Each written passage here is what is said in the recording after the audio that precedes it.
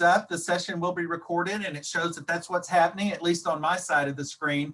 So just from a protocol perspective that you're familiar, as we've been doing with all of the program planning support sessions, including reporting as well. We record those and then we make those available via UME Answers for convenience viewing or asynchronous review and so forth. So that's what's happening. But because we're live with you, feel free to ask questions, put those into the chat as we transition from one component, let's say for the PowerPoint, over to the PDF of the user guide. We'll pause and see what questions might have come in and so forth, and we'll make sure that we address those. And then if something's not addressed and you think of a question later, feel free, to reach out at any time, and we're happy to connect with you then and answer anything that's helpful to you as you anticipate finalizing your reporting for this coming year. So with that noted, the recording's rolling. Let me go ahead and share screen, and I will call up the PowerPoint, and we'll get rolling. So again, an overview session. I do want to be clear that this session is pretty basic. Many of you may have, of course, been in the system because you've worked in extension for a number of years, but it's always good to get a good refresher. There's also some screenshots of running some reports that might be helpful as we populate our curriculum vitas or other grant reports that we may have and so forth. So there's always something that we might learn from each other. So I am glad to be able to share that. And for those that, even if you've been with the organization for a period of time, have decided to hop on to chat together. So I'm presenting this, but I did want to give acknowledgement and thanks to Dr. Chinzi Wang. Chinzi behind the scenes prepared some of our screenshots. She's been working on the document that we call the UMERS guide and updating that and so forth. This is not the ideal time for her because her child's in virtual school, but it was a time that worked out better for a broader group of folks. So she did a lot of the behind the scenes work. So I do want to acknowledge her and to give thanks to her for all that she's done to make this come together today. So many thanks to Chinzi. So let's go ahead and move in and chat a bit about what we're going to concentrate on. We'll have kind of 5 major topics that we'll cover. I did want to come together and really develop a deeper understanding of the purpose of reporting, what this specific system is used for, the UMERS system, in particular related to federal reporting and so forth. There's some nuances of the difficulty of this year that has caused some frustration to people as they've dug into the system and realized that as folks have joined their sessions virtually, they may be from other states, and there's been frustration that there's not an allowance to count those as educational contacts in the context of this system because it is for federal reporting. And so federal reporting guidelines is that it is concentrated on Maryland centric. And so we're only able to report the educational contacts in this system as it relates to our federal requirements. Now, that doesn't mean that those educational contacts are lost. We use those for our curriculum vitas to demonstrate our reach and so forth. So it's not that we can't draw on the success of the program that you may have presented. It's just, I want to make sure that we're very clear about what this system is used for. And so we'll enhance that with a few slides and so forth here in a moment. I also wanted to chat with you about some of the support documents that are available. We're going to share one of those. It's been refreshed as recently as this morning with some updates, which is basically just our UMERS guide. But I did send out a PDF. There's about 3 more elements that we have to complete. There's some outlying pieces, but for now, 99% of it is still but very usable without question. And so we want to go ahead and get that out to you. We're going to look at some critical system pages in the PowerPoint. We also want to touch on generating reports for your use.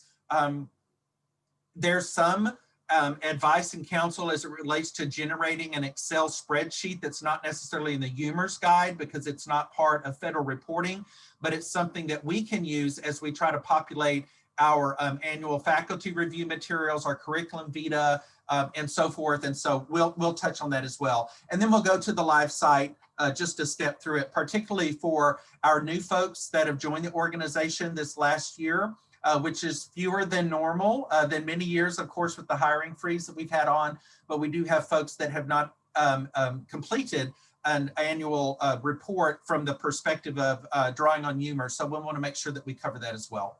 So that's what's going to happen here for about the next 40 minutes or so.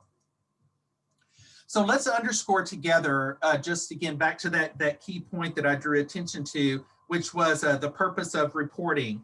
So this is a big fancy response, for lack of a better term, but there is a requirement as a federally funded organization. We do receive federal funds via the United States Department of Agriculture, USDA, via NIFA, the National Institute of Food and Agriculture. As a land grant institution, there are dollars that flow to us, and those come via our federal partner. As many of you are well aware, but I'll expand on this again, we do have a cooperative relationship that funds extension.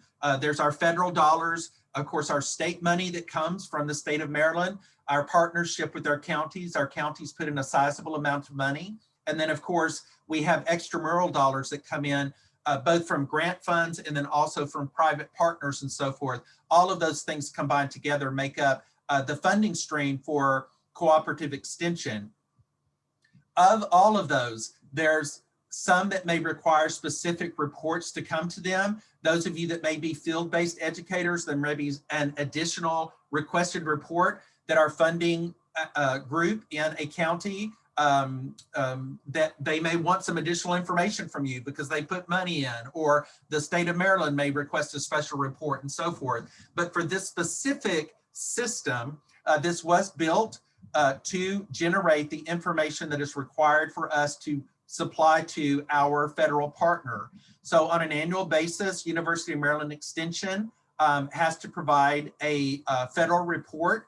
We have the same thing from the experiment station. And of course, in our partnership with UMES, our 1890 institution, they also submit a federal report. So the cooperative extension component that includes both research and extension comes together, and we have to provide that federal report.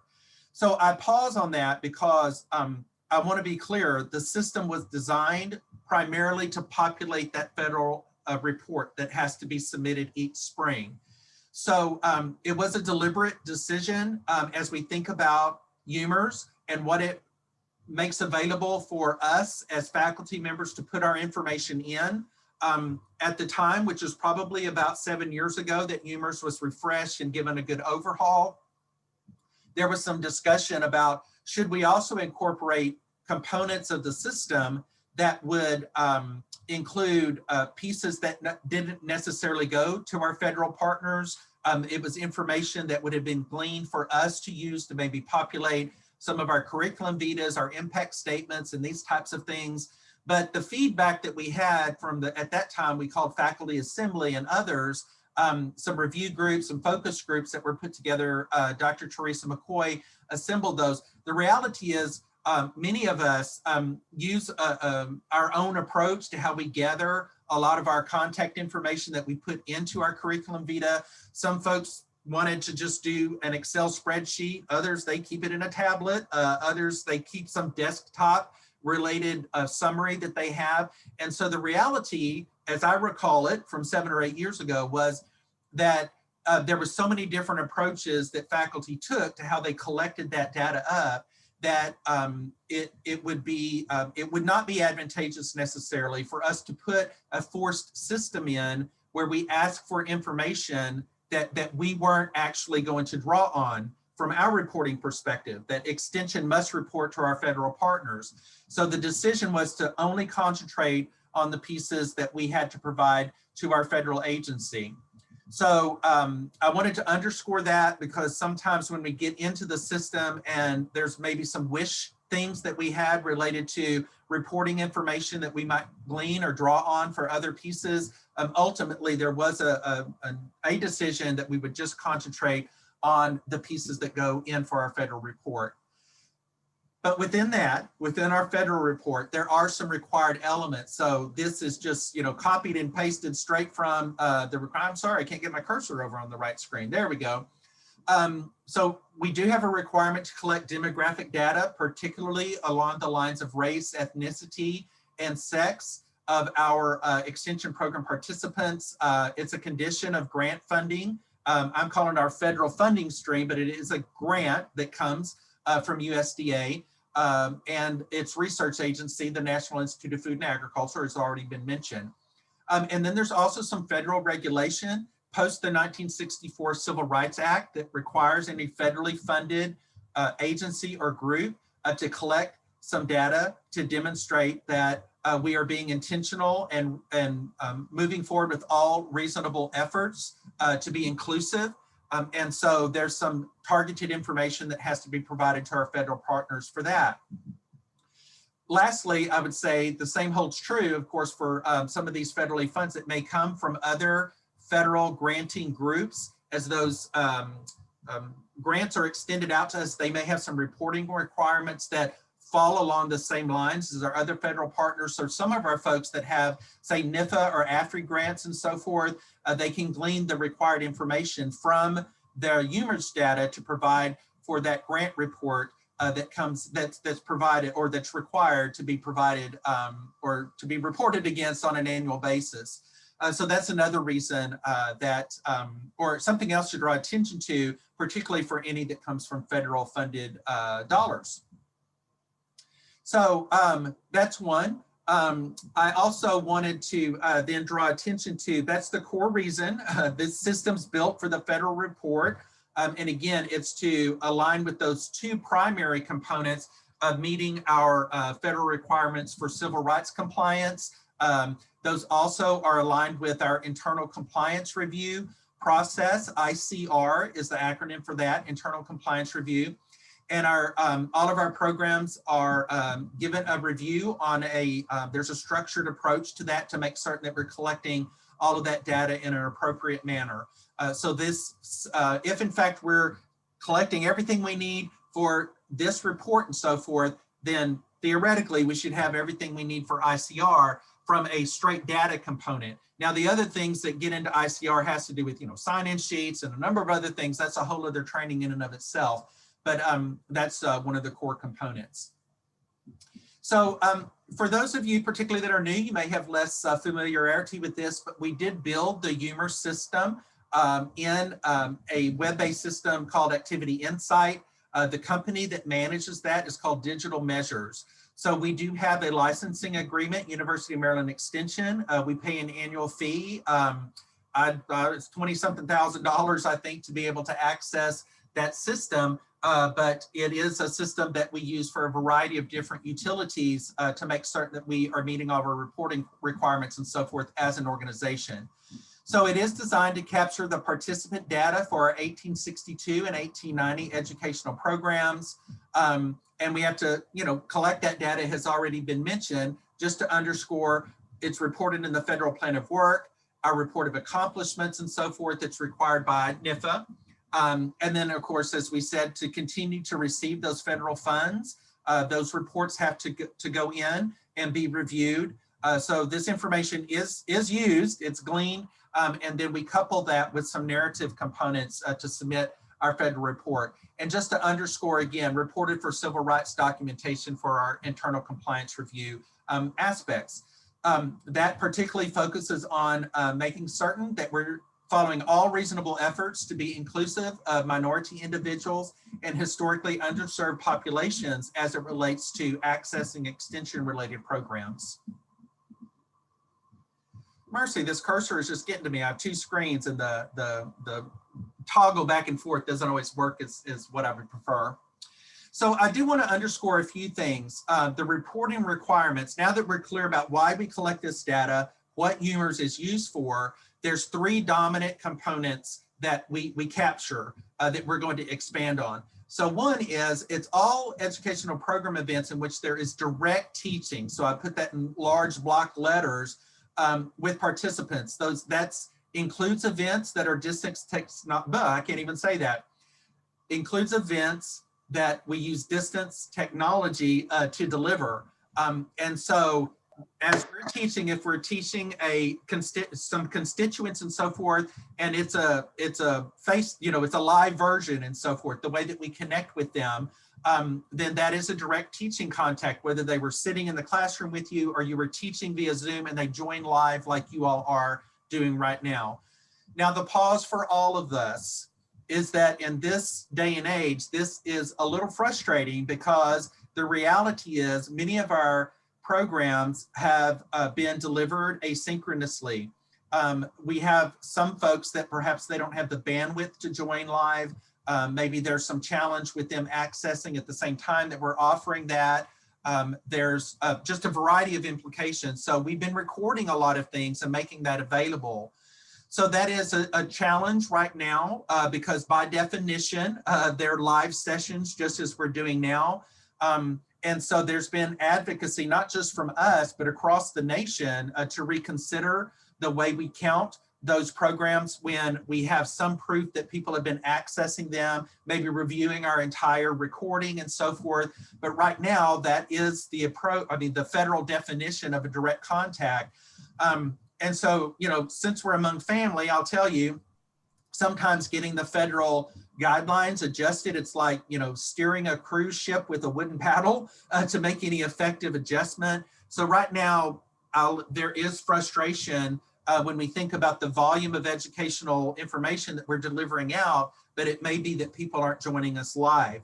So that doesn't mean that we're still not able to capture that for our annual review process, that we're not able to interject that into our curriculum vitas and so forth. It's just, in this unique time we're in, we're having to do the best we can, but that is a challenge, and it's not missed on me or the rest of the senior administrative team that's some difficulty that we're faced with.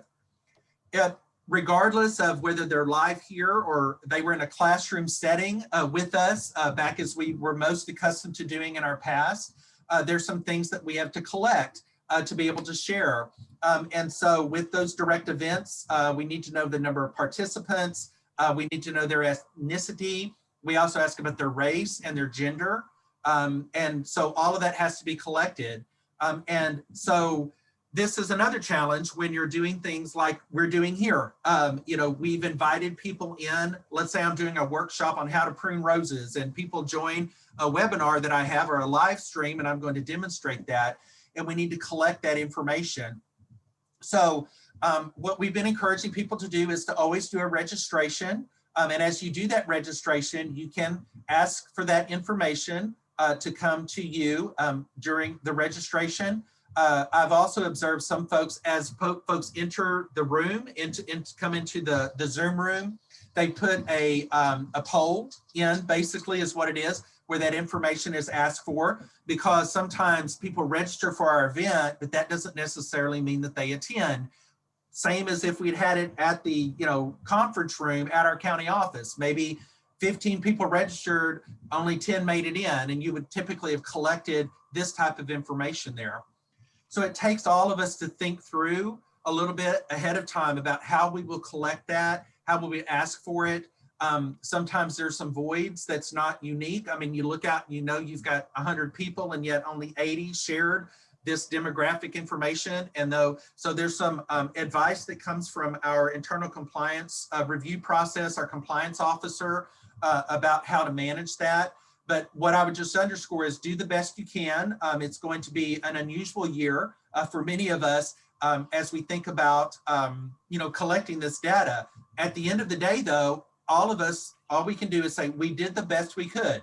We made a reasonable effort to collect this and to have this available to put into the system. So for direct contacts, there is an expectation that this is entered on a monthly basis. So every month, we've set aside a day to do that. It's called Administrative Monday. So the director addresses the organization every fourth Monday of the month. We set 9 a.m. to 10:30 a.m. aside for Administrative Monday. Then our advocacy is that faculty take advantage of that day to then do the reports, put their monthly report information in, maybe update their CV, work on some scholarship pieces, however they want to spend the day, but it's really dedicated to setting a day aside to be able to update this on a monthly basis. This is becoming even more critical in the day and age that we happen to be in, when we're facing some scrutiny by funders about our program delivery being continued. We are very proud to say we have continued to hit the ground running in University of Maryland Extension based on what you've done. All of you, you've continued to work, you've continued to offer programs. It is reasonable for people to ask that question though, about how we're doing that, how we're continuing that, and so forth. And we've had wonderful examples of all of the great work that has been done. And with that noted, it's even more important for us to be able to access UMERS, the director's office as an example, to be able to in real time say, you know, on October the 1st, we had, you know, this many thousands of educational contacts. In November, we had this many thousands of educational contacts. So it's very important that folks continue to put that information in. So that's something, one data point, of course, is the direct teaching. The other piece that we have to collect is indirect contacts through various, maybe it's social media, maybe it's news media and so forth. There's various ways that we educate the masses, we educate the general public, and that may not be through a face-to-face teaching like we're doing now. It may be a news article that we put in, or maybe a newsletter that we send out, or we put something on our social media page for our extension office and so forth. So that's also something we're hopeful that folks will continue or will begin to enter on a monthly basis. That's not been our culture in the past. And so we need to own that. As a collective group, University of Maryland Extension in the past had made it very accepting or acceptable to put all the indirect in as a bulk entry at the end of the year, just as long as it was done by December the 15th. And so as you may recall, the director did ask a number of months ago for folks to begin to do that also, as you've been doing with direct contacts, to put our indirect contacts in on a monthly basis as well. Because again, in real time, as funders and stakeholders have been asking for us to demonstrate that we're continuing the great work that you all do, it's very helpful to be able to access that. But at the end of the day, whether we've done it monthly or whatever, by December the 15th, all of the indirect contacts do need to be put into the UMERS system.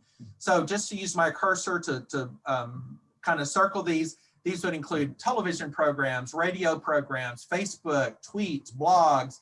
All of these are indirect contacts. So you just have to estimate the number of people or participants that should be entered. So if you work with a radio program station in your community, they should be able to tell you based on the time that your program is delivered what their listening body is. Similar with television, you know, there's other metrics that can be put into place. But again, we recognize this is an estimate because, you know, we don't know exactly who's joined for sure.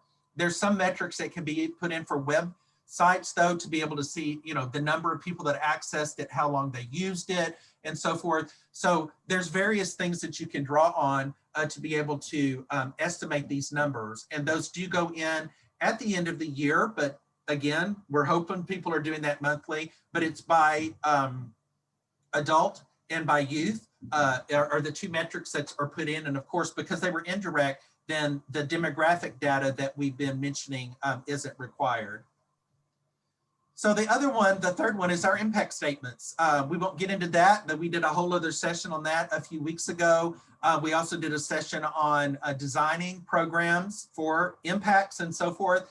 But our impact statements are another element that are the three dominant pieces that we draw on for these federal reports. So we have quantitative data from our indirect contacts. We have quantitative data from from direct contacts, pardon me, quantitative data from our indirects, and then our impact statements are more qualitative summaries of our outcomes that we hope will lead to impacts that are reported on an annual basis. So there's a little bit of caveat to my statement about all of the program data has to be entered by December the 15th.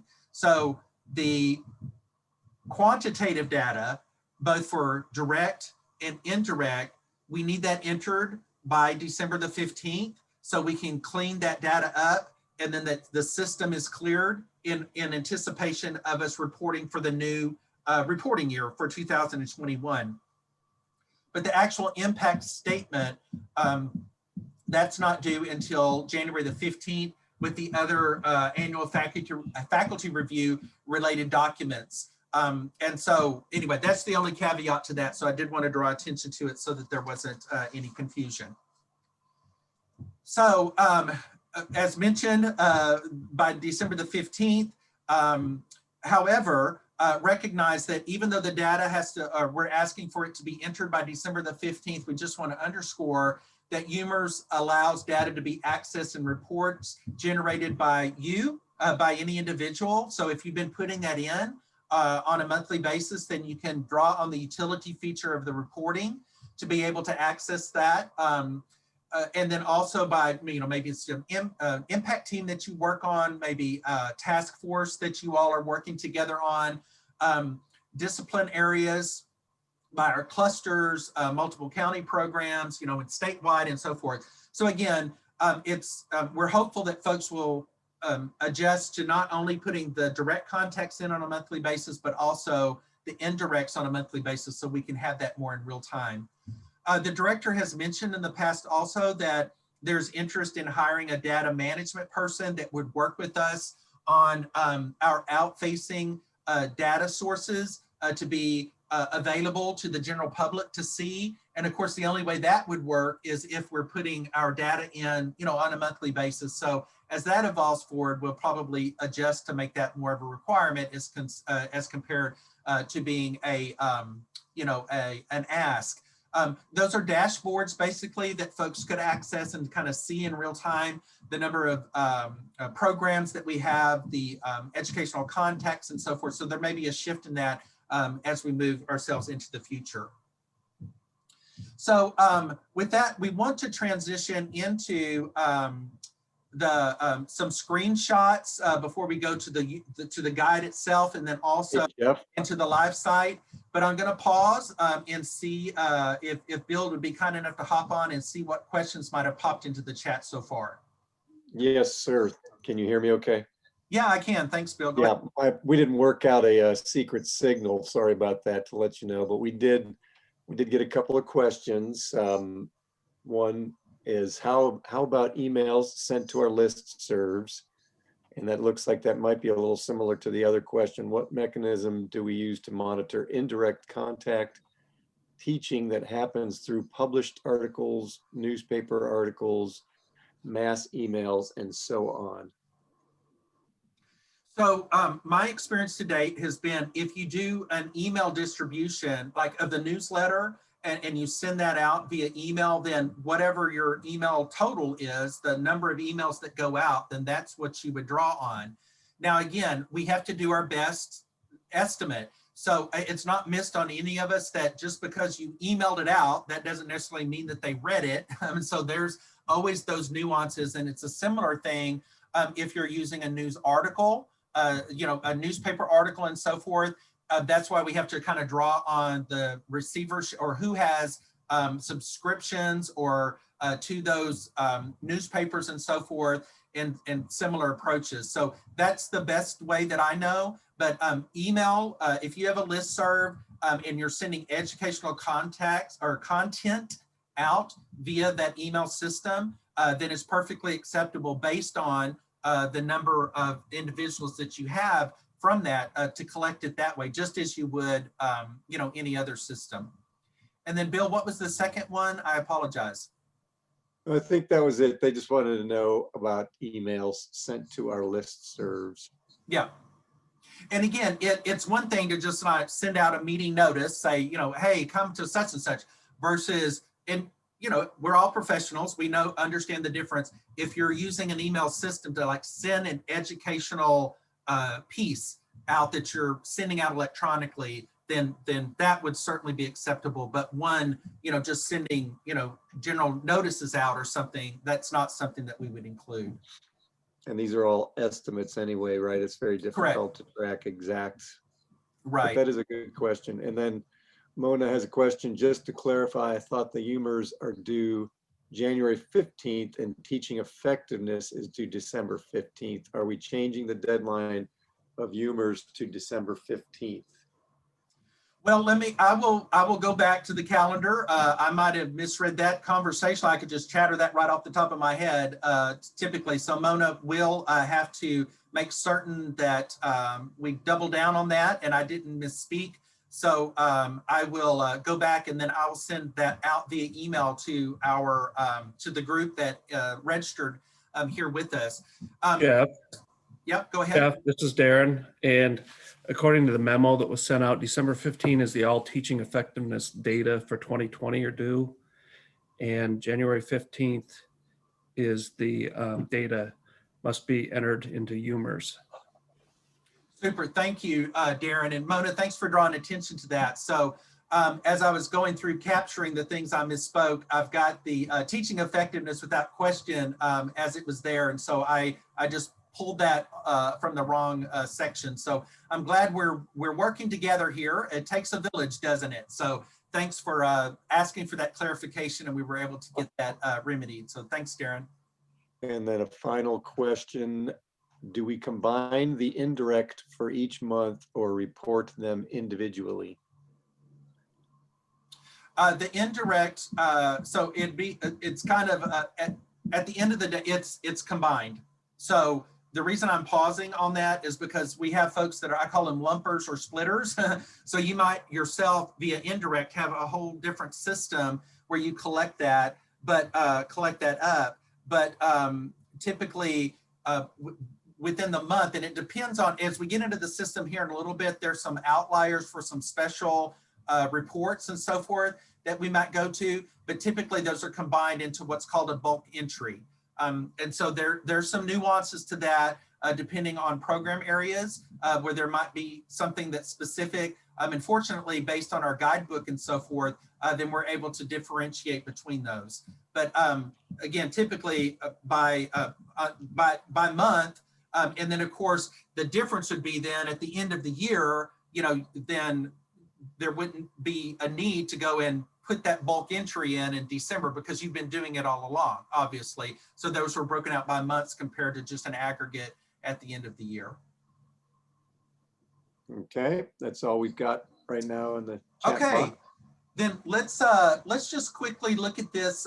We'll get to the live section. So as mentioned, there's login. No one else can get into this. You have to have faculty credentials and so forth, or extension credentials to get into the system to be logged in. And so that was just the link that you would go to. But in a minute, we're going to go together and look at it.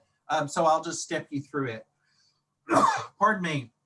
So when you get to the initial screen, we're just showing that in digital measures with the UMERS system, there's some other pieces that are actually there. So when you get to the main screen, you're going to notice, I'm going to use my cursor. These are activities and so forth that are there, but there's a system that's in place for us to begin to populate our annual faculty achievement report, the FAR. Eventually, this will be the system that's used to generate our curriculum vitas. We're not there yet, but that's the direction the university intends to go. So you'll see these other pieces that are listed on the main login screen, these other sections. There's about 5 or 6 sections that are there, but toward the bottom of that main screen, there's a section for UMERS. So this is where we begin to put in our direct events, our indirect events. There's the link for the impact statement. I mentioned earlier that there's sometimes some additional needs that our program areas have. So there's a section for the Sea Grant report. So Dr. Hubbard, who's on, could advise any ENR faculty who work in that particular area about that. There's an opportunity for out-of-state events because, again, we've mentioned about this being a state of Maryland focus, but you may be invited to other locations. And so how do you differentiate between that versus a program that was conducted here in state? and then our ag and food systems consultations. There's a link for that as well. So Dr. Jarboe, who's on, would be able to expand on that for any of our ag faculty related to those consultations. So this is what you'll come to on the UMERS menu. And so this is where you would begin to access where you're going to put these direct contacts in via, again, direct events or indirect events. So these are just screenshots, just to be sure that I'm clear. I've just, Chinzi was kind enough to grab these. And then we're going to go in real time and look at this together so that it underscores. The UMERS guide will step you through, it's just step by step by step. And then also the system itself will guide us. So when you go into direct, then over here, you're going to add a new item. And when you click on that, a minute, we'll do it live. It's going to call up a screen where you'll begin to populate this information. So if you're newer to the organization, that's why we have this as part of onboarding. When our newer folks come in, the first 90 days and 6 months and working with mentors and so forth, you familiarize yourself with this system so you'll know the types of things that you need to collect. And that's why we have the guidebook that's part of onboarding as well, so that you'll know it's not a gotcha at the end of the year that you will have needed to collect this information for the programs that you've been conducting during the year or the first few months that you're in particular. So as you start, then it becomes second nature to us because we just know that we need to collect that. So it becomes part of the registration process that we build into many of the educational programs that we do. So this other screen was captured because we did want to underscore that a while ago we said we were indirect, we wanted to add an item. It's going to call up quite a number of different components for you to input your data into it. But the underscore at the end is you must save and possibly add another. Maybe you've got a number of programs that you did that month that are direct educational contacts, direct teaching. And so you can do save and add another, and it'll call the screen system up again. Or if there was one, you put your data in and then you have to click save, because if you just leave the system, the data is going to be lost. I also encourage you to go in and play with the system if you're newer to the organization. If you've not drawn on it before, you can't break it. Just go in. I was in there this morning. I looked at 27 different things just to do some refresher components. And of course, at the end, I just do cancel, and it doesn't populate anything, no harm, no foul, and you just leave the system. But if you're wanting to save it, you need to make certain that you double check that to save and add another, or just save. And then of course, it'll aggregate it over the course of time. So the next screen is there's items listed to manage your activity. So everything that goes in that has your name, when you call up, you log in and you have to use your credentials, and you come in and you begin to add, then you'll see everything that's been entered. So we just happened to grab this particular screen. For some programs and events where there's more than one teacher, somebody has to take responsibility for entering the data. They're considered the submitter. That's pretty straightforward. Our rule of thumb is generally it's the primary instructor, if there's someone that kind of took the lead role on the particular session that's being offered, but maybe 3 counties went together. So in the end of the day, it's just let's communicate, because as you enter that, there's opportunity to add the other presenters in. And so there's credit where credit's due, but someone has to take the lead role. So that's a question that's going to be asked. So something that folks need to be prepared for. At the end, again, you need to make sure there's some kind of check and balance systems that are in place. This is an aggregate report that's come together, but there's some things that have to add up. And so, you have to make sure that the total number of contacts matches sex, ethnicity, and race totals, that those are the same. So we just, use this. So here's the gender question right now. Federal gender categories are still only male or female. And so as you put those in, that adds up to 100. Similarly, there's an ask for ethnicity. And so we have to review that. That also has to add up because that's the same number of people that are there.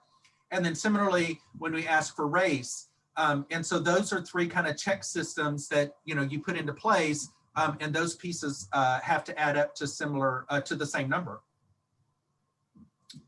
Scooching to the next one.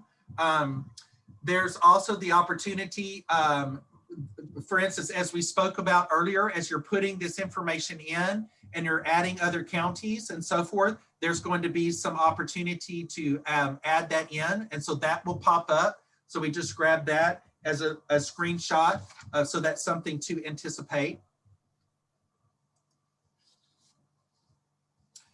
We mentioned earlier, but I'll underscore that if there's more than one primary instructor or multiple instructors, again, there's only one lead instructor. And so you should enter the audience numbers so that we don't duplicate or double count, for lack of a better term.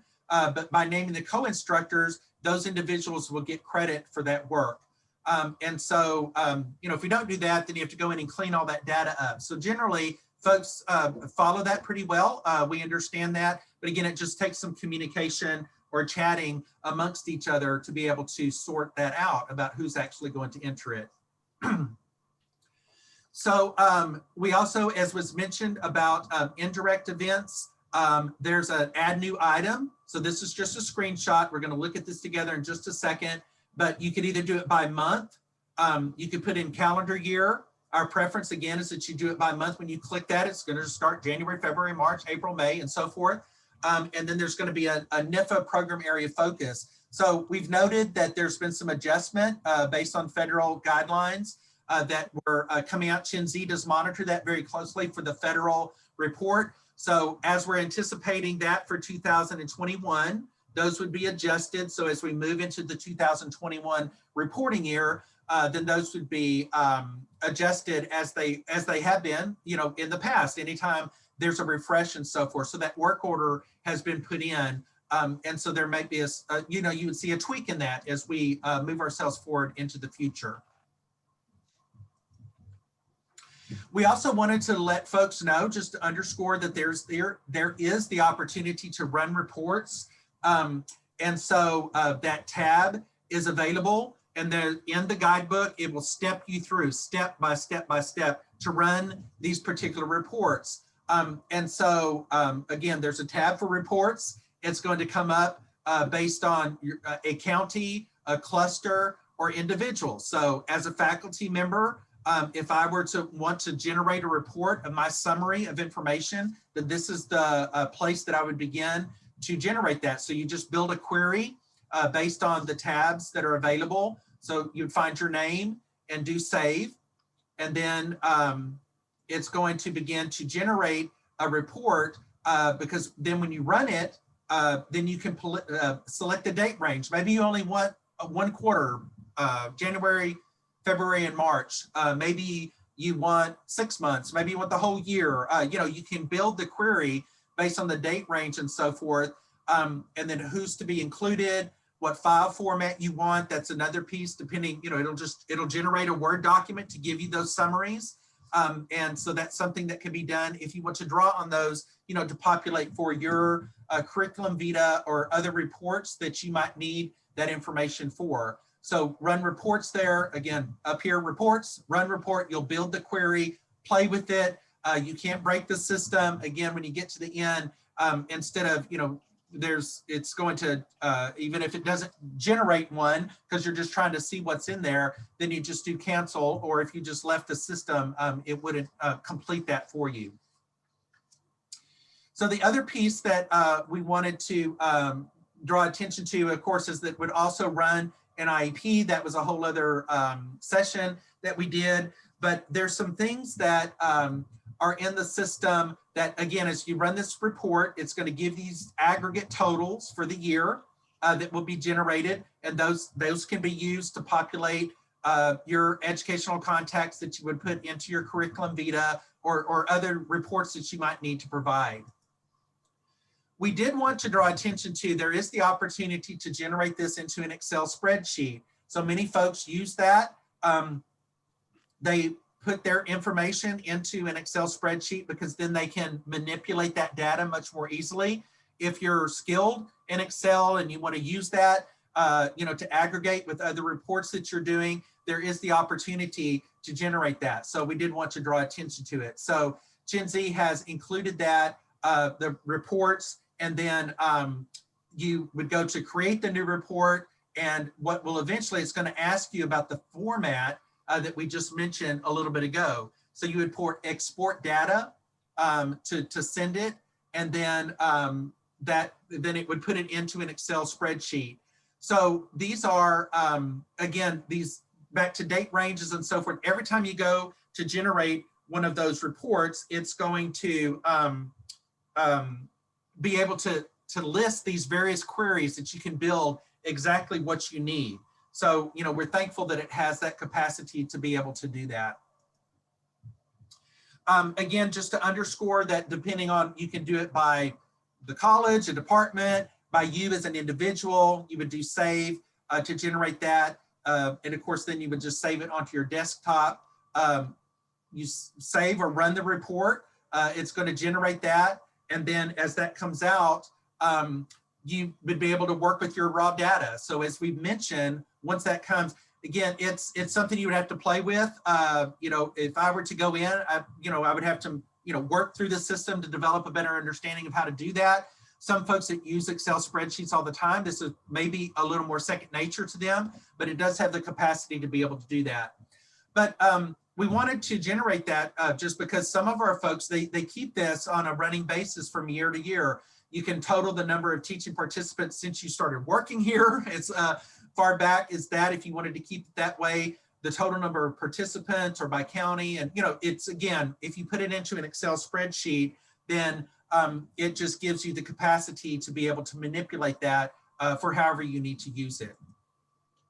So because we're saving this as a PDF and we're going to send that out, we did put the contact information in. And so if people have that, once that's distributed, then just to underscore that they can contact us. Gen Z, of course, is particularly well-heeled in working behind the scenes in this system. Dee Dee Allen is well-versed as well in some of the utility feature and so forth. So that's, an element that some folks that we can draw on as you begin to try to generate these reports and so forth. Gen Z is available to help step you through it. So we just wanted to draw attention that the capacity was there, the availability was there. Of course, it's numbers for the most part in this system.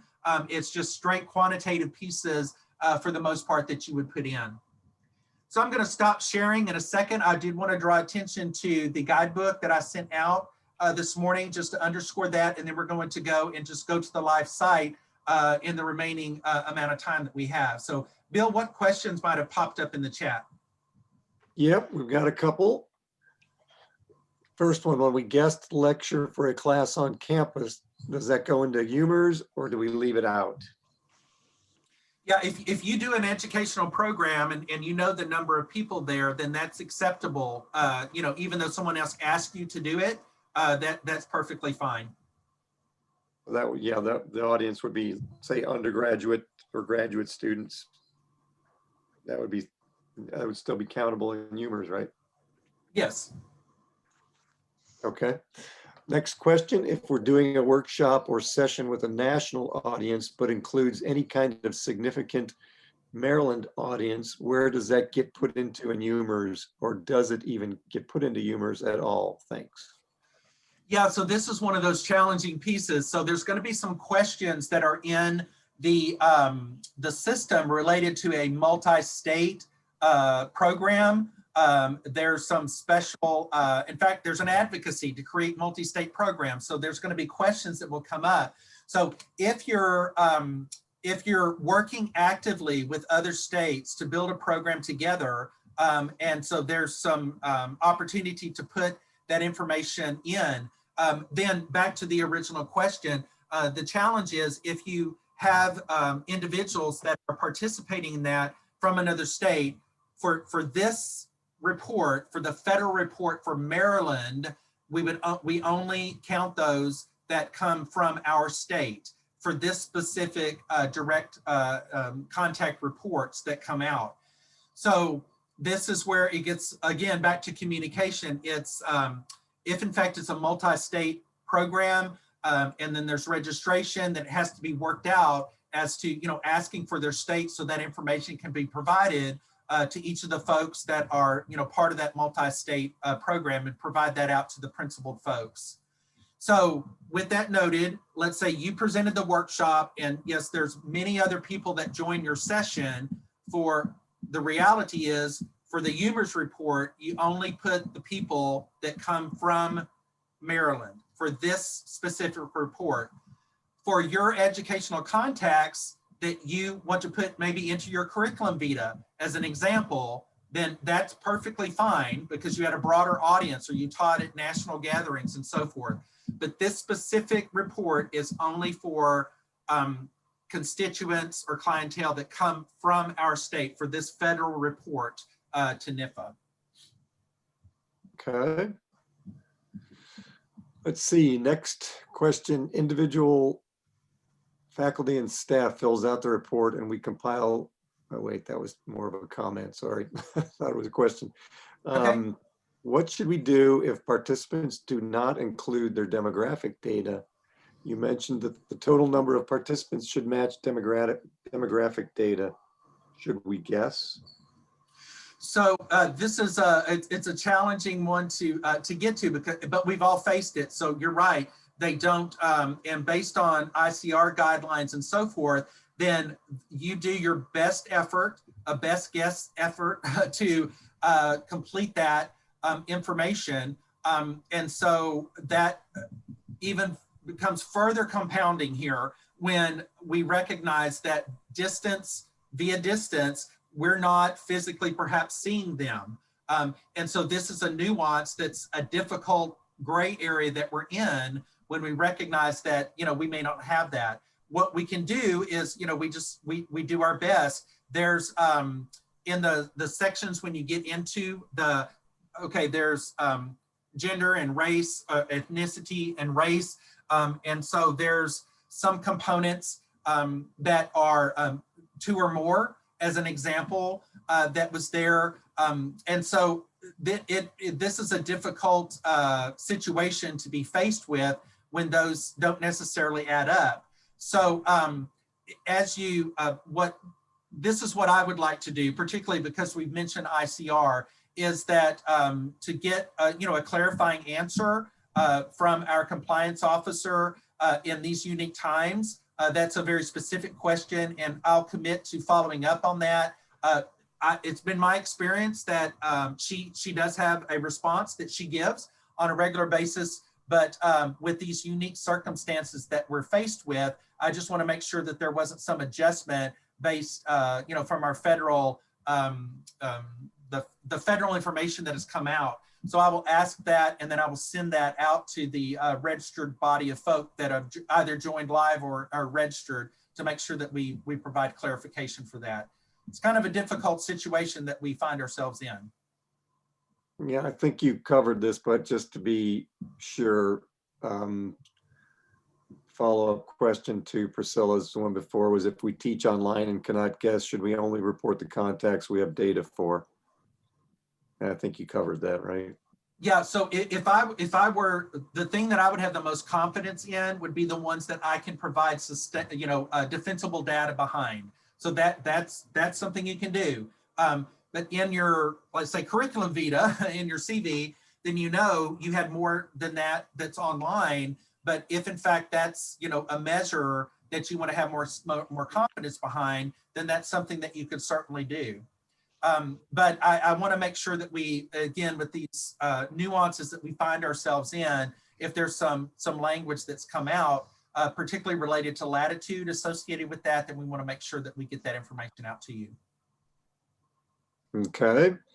So UMERS with that, asked, why don't we go ahead, because the time frame that we had scheduled, I guess I should have put this to 2:30, but I did want to take a look at the site itself. I did email out to you all the PDF of the guidebook. So it is built where it just walks you through step by step by step. And again, it's just like, anytime, like maybe I'll date myself. We used to use a software program called WordPerfect, and then we changed to Word.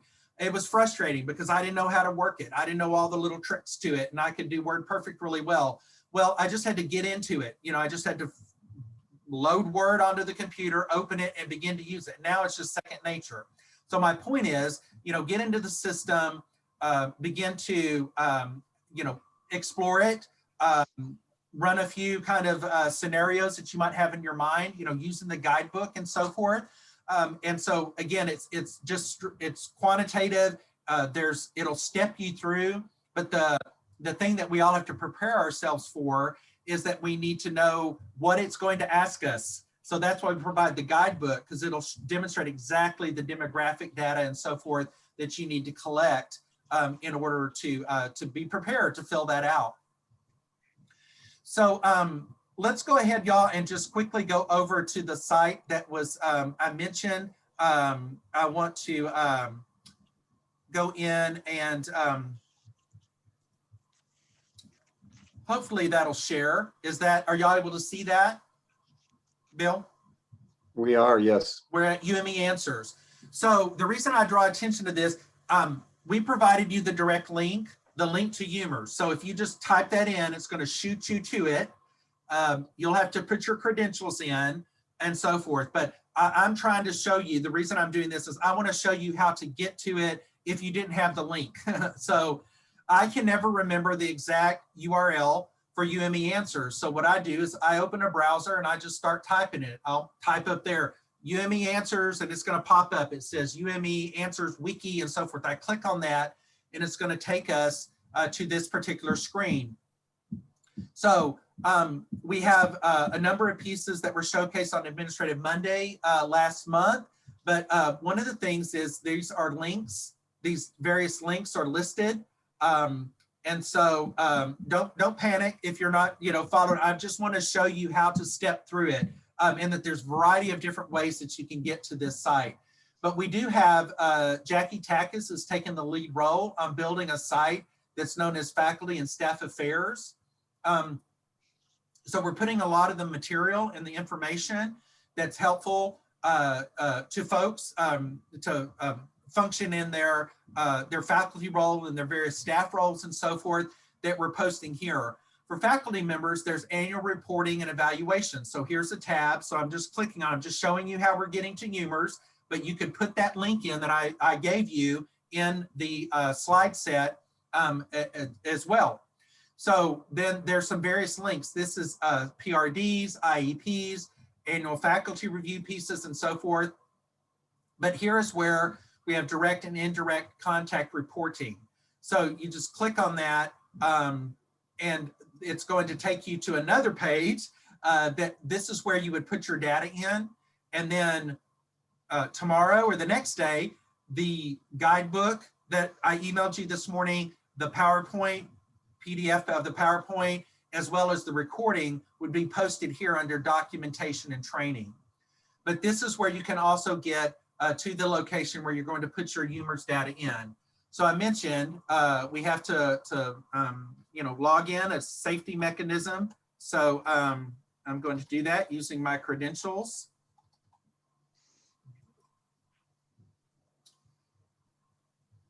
I had already done this less than an hour ago. That's why it's just shooting me to it without asking me to do it. So you may recall when I was showing you the screenshots, I said there's other pieces on this page that highlight, you know, where we would put our faculty achievement report in. Eventually, this is where we would put our curriculum vita and so forth. So this is what I was referencing. Now this is live. These are all the different pieces that would build a curriculum vita: teaching, extension, research, scholarship, sponsored research. All of these pieces are in there. This is also, of course, where we also have our reporting site. So this also is where we build our IEPs, etc. But this is where I was referencing that screenshot about direct events and indirect events. So this is where you would go on a monthly basis, and we'll pick on direct events and begin to put your data in. So I'll admit my screen, because I'm part of the senior administrative team, might look just a tad different. I probably have some access points that others may not. So I recognize that. I don't know exactly what it's going to look like, but the key piece that I'm going to draw attention to is what is most important, which is to add an item. So you can see here over the course of time, programs that I have been, as a faculty member, have been involved with were entered by someone else other than me. But because I was a presenter, then this is where it shows up in my system that I had to log in as under my credentials. So you'll see a whole list of those that are there. But if I were going to add a direct event that I conducted, or maybe, I took the lead role, then just as we showcased in the screenshot, you're going to do add an item. And this is where it's going to begin to pop in some of these very specific pieces that you need to be prepared to enter. So there's, again, some language just to help explain the system that we have put available or made available to you. But as you begin to look through this, you'll begin to see that where do these events happen and so forth. So you put the county that the program was delivered in. If it's you and you're delivering that, then it's going to be the county. The go-to right now would be your county office. The reason I say that is because the question has been raised, which is reasonable. If I'm doing a Zoom meeting or I'm doing a Zoom educational event and people are joining and I'm doing it live, so that's a direct teaching event because I'm doing it live, but maybe my personal home is in Prince George's County. But and so normally though I would have been at my office, and if I work in Anne Arundel County, I've just some general kind of rule of thumb for right now is use your county office, because our physical location, it may not be that you're sitting at the county office while you're delivering it, but in what would have been our more historic times, that's more likely where we would have been at. So just use that as your default for these types of things. But this is where they begin to ask these questions that we've been referencing that you need to be ready for. So that's why it's so important to do a registration. You can collect it then, or kind of like a sign-in sheet when people log into your Zoom meeting and so forth, but that has to be built in poll. And so that's a little bit, it causes a little bit of complexity there, but just something, to prepare yourself for. And, it's not out of line as you just put that information in. Our federal requirements, ask that we collect this data. So, we're hopeful you'll help us out and complete this for us. And they just complete that and submit the poll. And then that would populate. And of course, at the end of the Zoom meeting, it will populate into an Excel spreadsheet where you can access that. And then you can use that to enter it into the UMERS system. So there's going to be some other things that it's going to ask you for. We mentioned about the federal requirements for demographic data, but this is where you would put the program title, the date. If it's a sequence, there's a series that you do. The thing is, if it's a series, if you do a number of the individuals that have registered, we count those once, even that's as they're it's a register for a multi system.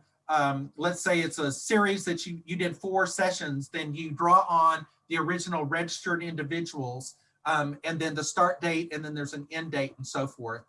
There's some other pieces that are requested that include our AG&R strategic initiatives that the college has available. So that's something you need to be ready for. So you should be, because as you readied your individual extension plan, you would have checked those off. You would have said, this is the program that I'm planning in 2021, or last year it would have been for 2020. And you would have checked these boxes as to which of the major initiatives it covers. Furthermore, there are by program area some specificity that is asked for, which again shouldn't be unusual to you when you've worked in your program area, but you just would click those as well. And then it's going to ask you for the method that you delivered this educational program. And then there's single session workshop, there's multi-session workshop, and so forth. If multi-session, how many sessions, for example, if this was a class that met once a week for 6 weeks, you would enter 6, and so forth. Please, any accommodations that you may have made, again, under all reasonable efforts to make certain that we follow our non-discrimination statement, and that we've gone to all reasonable efforts to make accommodations for any individual who may need some additional needs. And so if you've done any of that, then or that was requested, or you made sure that those accommodations were available, then you can check these pieces too. If you say other, which there's always that option, then you just put an explanation there for what it was that you needed to do. Again, notification for the workshop and so forth. The question would be, how did you advertise? How did you promote this? How did you make it known that this educational program was going to be available and so forth, or the way that it would be delivered? And so then there's some notification that you would make available for there. Then again, back to the multi-state program, this is going to be more unique than more common, I would theorize. Although we do have some groups that work across state lines, and they go in, maybe they had a special AFRI grant that they received, or some type of USDA funding for multi-state programs and so forth. And if that's the case, then you click that as well. But similarly, not just multi-state, but if you're doing something by clusters and so forth, and we have those clustered already listed based on our program delivery construct, then that's available for you. And then, sorry, the toggle bar's hid behind my laptop screen. That's why I'm having to scooch over there. And then there's some other things that if it was a train the trainer, as is often done by volunteers, maybe you train volunteers, then there's some questions associated with that. And then this is where you have the opportunity for other, the primary instructor or other instructors. So those are, pretty straightforward. Those are the types of things that are asked for. As I mentioned earlier, if it's just one thing you're entering, you just click save and you're good to go. Or if you had another program, maybe in a given month, you did, 7 educational programs. So you would do save and add another. It's going to call up a whole other set of these data points, and you would enter that information for that next program. But if it's the only one, you would just do save. As mentioned, I don't want to, I'm not going to keep this, so I just do cancel. And so it's no harm, no foul is what I was going to say. The other thing is just to quickly go back one level or up to this level. I wanted to demonstrate on the indirect events. And so that's going to, the reason I'm doing that is I thought it would go back to that. Yep, there we go. I just wasn't going back far enough. So here's indirect. Again, pretty straightforward. This is all in the guidebook also that we sent out to you. And so you can do it by month, as was mentioned. In the past, we would often do the calendar year. So you would do, 2020 if you're entering it all at once. The NIFA program area focus, the delivery method, and then you just put the summative total here. But that's all that it asks for. So we don't get into that those details that we did where we had direct contacts.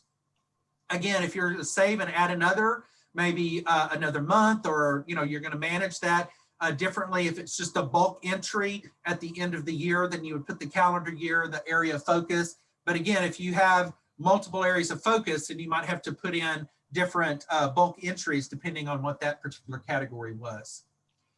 So what we've tried to provide today is those screenshots to give you some sense for what was there.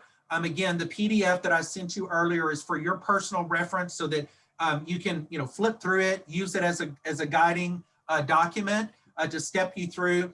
And then my experience is it's always helpful to go live to the system. So I appreciate you being flexible enough to allow me time to go and do that.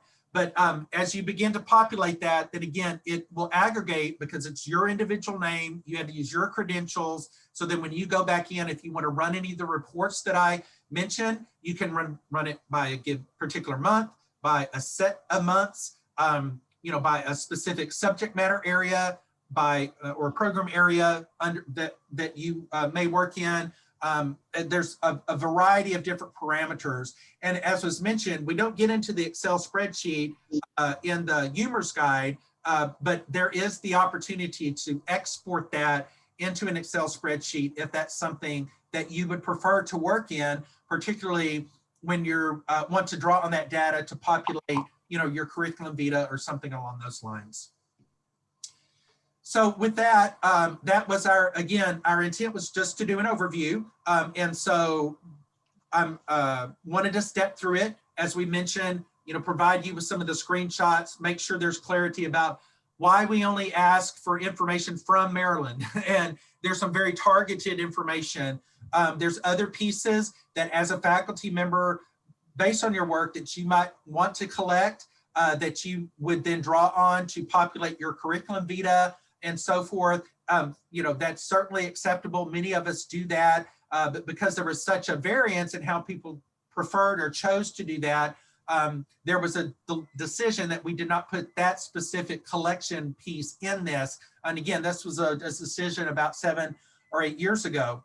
It could be, as always, that with the unique times we find ourselves in today, these very contemporary, nuanced situation that we're in, and any potential changes in federal expectations, that that evolves differently as we move into the future. But right now, for 2021, this is what's being collected. So that's what we wanted to concentrate on. So Bill, I'll pause to see if there's any other questions that have come in. Sure, these are a little bit left over from before, but I think will make sense too to respond after you've gone through a demo. UMERS asks about program/event location. If the event is virtual from the different counties, do we select the location of the host? So if it's a program that just as if you were, let's say it was a program that you were doing with colleagues, a multi-county program, typically we would have put the county in where the program was delivered, where it was hosted. And so I get that, and I understand the question. So similarly here, if you're doing a let's say a multi-faculty event, and the, what I would do is just as a collective to say, if we had hosted this live, where would we have hosted it? And so the main reporter, that the term that was used, the individual that's going to put the primary in, then I think in these times they would just use their county as the location, and just so that there's clarity among that. But again, to differentiate, if as an individual I'm doing the program, but where I'm physically sitting to deliver it is maybe in a different. Maybe I went to see my mother's sick and I had to go to Texas and spend time with them. I'm delivering that program, but I would have put it in as from my county office, because if I had been there, that's exactly where I would have been. Okay. And then another question was, can you highlight the report's compilation process, which I believe you did, but. So this is what I would encourage you to do. If you have an enhanced interest in that, we are happy to have an individual session. I myself am not hugely skilled in that. I certainly run reports, I can get that done, but Chinzi is actually very gifted with that. And it may be based on the nuance that you need. She would be happy to have a session with you and just get on Zoom and we can work through the different pieces. Because again, each person, the compilation may vary, but those utilities are there to run them. But based on your needs and your individual situation, we're happy to have an individual session with you. Glad to set that up. It's no problem at all. Okay. And then the last question is, how do we report the undeclared race? So you know what I'll do? So in the system, let's say there's individuals that, as it is now, based on federal, there's ethnicity and race. And so there's a little bit of pigeonhole in some regard for what's listed. But we have folks that they either don't report it or they don't identify that way. And so over the course of time, we've come up with 2 or more that's been added since many of us started with extension a number of years ago and some other pieces. But back to that specific question, I will ask again our compliance officer. So I've got 3 notes here of things that I need to ask that individual and then send that back out to you all so that we get clarity. I often, I use the term, if it's just me, I do the best I can, you know, all reasonable efforts, and I can rationalize and explain that. And so I can do that for myself. Like this was the rationale that I used. If I'm ever questioned on it, that's the rationale I would present. But what I don't want to do, particularly as a member of administration, is lead someone down the wrong path. And so as such, that's why I want to make sure that I follow up with the compliance officer so that, you know, we get some clarity answers that then I would share out as a broad group. So I'm happy to do that. Okay, that's all we've got in the chat box. Well, again, I'm so thankful that everyone hopped on. I know there's a number of folks that have probably been doing UMERS reports for a number of years, but it's good to connect together. It's good to hear some of the questions that come up too. Many of our folks serve as mentors to mentees, of course, and as such, that helps all of us to maybe be better postured, to be ready to counsel them as they're ready to submit their reports on a monthly basis or toward the end of the year. So I'm thankful for those that made the time to join in. Again, with the recording, we'll make that available. I'll follow up on those questions. I will capture the chat also to make sure that I've not missed those. And then hopefully in rather short order, we'll be able to have those clarifying answers sent back out to the group. So thanks everyone for joining. I'm going to end the recording and hope you have a good rest of the week. I hope Thanksgiving goes really well for you as well. Take care, everyone. Thanks, Jeff. Take care. Thank you. Thank you, Jeff. Appreciate it very much.